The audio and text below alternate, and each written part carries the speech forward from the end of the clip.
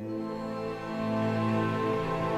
say to someone, why are you feeling this way? What's wrong with you today? And they say, I am this way because of that person, because of that circumstance. What they're really saying is, that person or circumstance is actually controlling my feelings and controlling my thoughts. Well, anything that's controlling my feelings and my thoughts, I'm victim to, right? So it makes sense then that when things are good, you feel good, and when things are bad, you feel bad, right? So when you start changing the way you think and feel, and it starts producing outcomes in your life, you're going to believe you're the creator of your life and less of the victim of your life. And the hardest part about all of this is just making the time to do it. If you're not even peaceful, there is nothing in your life that you can do in a worthwhile way. To be peaceful essentially means this, that you're not messing your mind. To be peaceful means that your system is at ease. You know how to conduct your mind, you know how to conduct your emotions, your body and your energies. You are peaceful. If you change the picture in your mind, you change the chemistry, you change the fate. So I'll give an example. If I have a picture of love in my mind, the brain releases complementary chemistry, dopamine, pleasure, oxytocin, bond with your loved one, growth hormone, which does exactly what it says. It enhances your growth, and that's why when people fall in love, the chemistry of the brain going into the blood, the culture medium, enhances vitality. People glow when they fall in love. People are healthy when they fall in love. That's just not an accident, it's the chemistry of your culture medium. But now I say, but wait, what if I have a picture of fear? I go, oh, well, love chemistry doesn't come out when fear is in the picture. The brain releases stress hormones and factors that affect the immune system and growth of the system. And I go, oh my goodness. I say, why is it relevant? Changing my thought changes my chemistry. The chemistry adjusts my biology. So if I can control my thoughts, I can control the chemistry, and therefore I control the biology. So all possibilities already exist. You don't have to create the possibility. In fact, all you have to do is become aware that it exists. The moment you do that, you're changing the thought and you're producing a different frequency. Now, if the person is astute enough to feel the frequency of the thought in the quantum and not wait for the experience to happen, but the thought of abundance would produce the feeling of abundance. Tell guilt, shame, the past, I've changed my mind. I'm not living condemned. Listening to the accusing voices, I'm forgiven, I'm redeemed, restored, my future is bright. Tell lack, struggle, not having enough, I've changed my mind. That is not my destiny. I will lend and not borrow. What I touch will prosper and succeed. Abundance, overflow, increase is coming my way. Train your mind. Train your mind not to focus on the problem and make it bigger, but focus on the solution to solve it. Stay positive, stay focused, and most importantly, stay strong.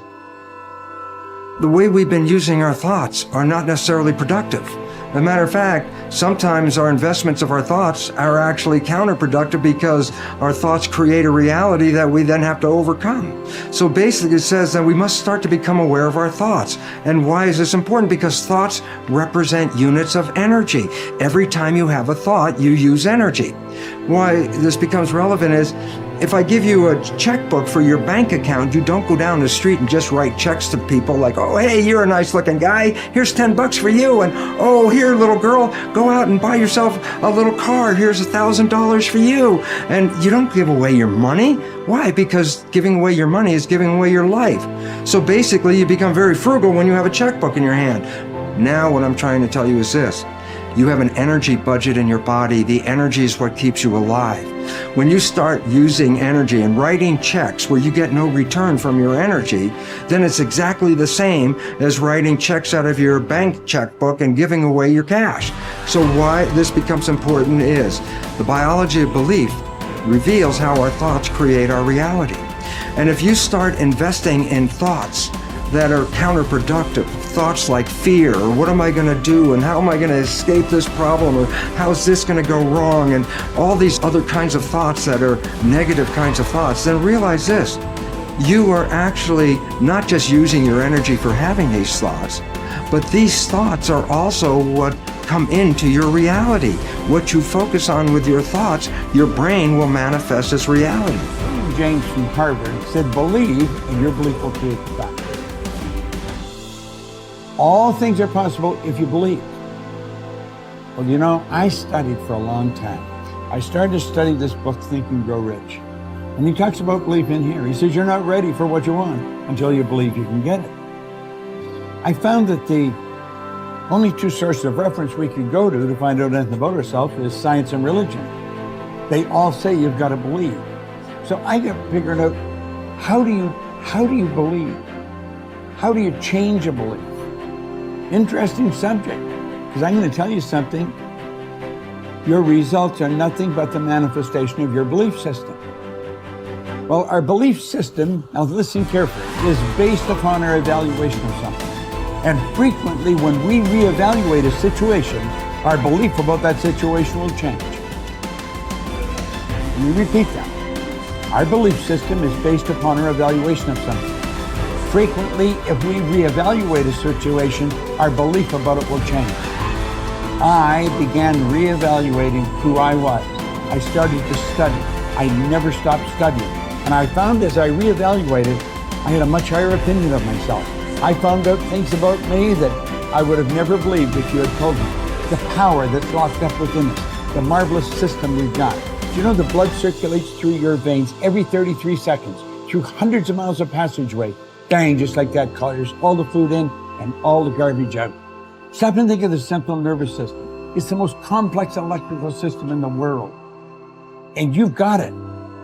Think of your brain, an electronic switching station like that. You can change the vibration of yourself and everything around you. We have awesome powers, and it's all based on what you believe about you. Nothing is so embarrassing as watching someone do something that you said could not be done. People who embrace possibility thinking are capable of accomplishing tasks that seem impossible because they believe in solutions. When you believe you can do something difficult and you succeed, many doors open for you. Big thinkers are specialists in creating positive, forward-looking, optimistic pictures in their own minds and in the minds of others. If you embrace possibility thinking, your dreams will go from molehill to mountain size, and because you believe in possibilities, you put yourself in position to achieve them. The winners in life think constantly in terms of I can, I will, and I am. Losers, on the other hand, concentrate their waking thoughts on what they should have done or what they don't do. If you believe you can't do something, then it doesn't matter how hard you try, because you've already lost. If you believe you can do something, you have already won much of the battle. The first step in becoming a possibility thinker is to stop yourself from searching for and dwelling on what's wrong with any given situation. Sports psychologist Bob Rotella recounts, I tell people, if you don't want to get into positive thinking, that's okay. Just eliminate all the negative thoughts from your mind. Whatever's left will be fine. If possibility thinking is new to you, you're going to have to give yourself a lot of coaching to eliminate some of the negative self-talk you may hear in your head. When you automatically start listing all the things that can go wrong or all the reasons something can't be done, stop yourself and say, don't go there. Then ask what's right about this. That will help to get you started. And if negativity is a really big problem for you and pessimistic things come out of your mouth before you've even thought them through, you may need to enlist the aid of a friend or family member to alert you every time you utter negative ideas. One of the best ways to cultivate a possibility mindset is to prompt yourself to dream one size bigger than you normally do.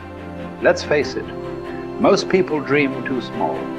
They don't think big enough. Henry Curtis advises, make your plans as fantastic as you like, because 25 years from now they will seem mediocre.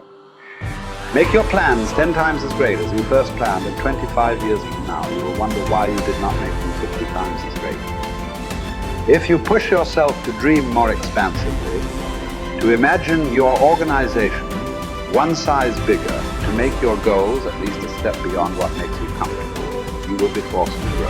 And it will set you up to believe in greater possibilities. Most people want their lives to keep improving, yet they value peace and stability at the same time. People often forget that you can't improve and still stay the same. Growth means change. Change requires challenging the status quo. If you want greater possibilities, you can't settle for what you have now. When you become a possibility thinker, you will face many people who will want you to give up your dreams and embrace the status quo. Achievers refuse to accept the status quo.